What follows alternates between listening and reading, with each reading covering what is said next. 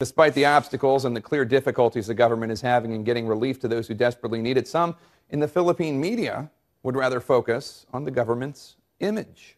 A radio host in the Philippines, who just happens to be married to the country's interior secretary, accused our own Anderson Cooper of coming on the lead and claiming he saw no presence of the Philippine government on the ground in Tacloban. Only problem is Anderson never said that. Oh, yung bagyo may babala po, bagyo. Babala. Nako, sana naman natuto na tayo. Ay hindi, baka naman nakahanda na ngayon ng PNP. At maging mga sundalo, wala kang masama kung ihanda ng DND mga sundalo.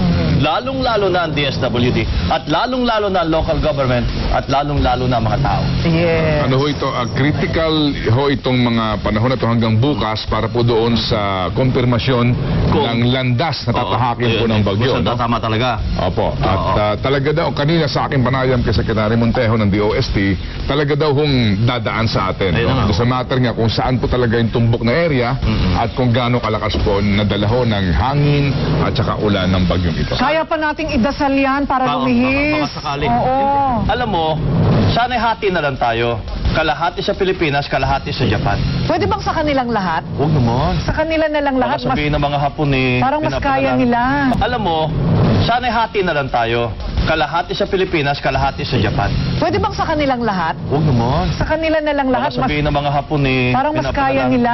Alam mo, sana'y hati na lang tayo. Kalahati sa Pilipinas, kalahati sa Japan. Pwede bang sa kanilang lahat? Huwag naman. Sa kanila na lang lahat. Baka sabihin ng mga Hapon parang mas kaya nila. Alam mo, sana'y hati na lang tayo.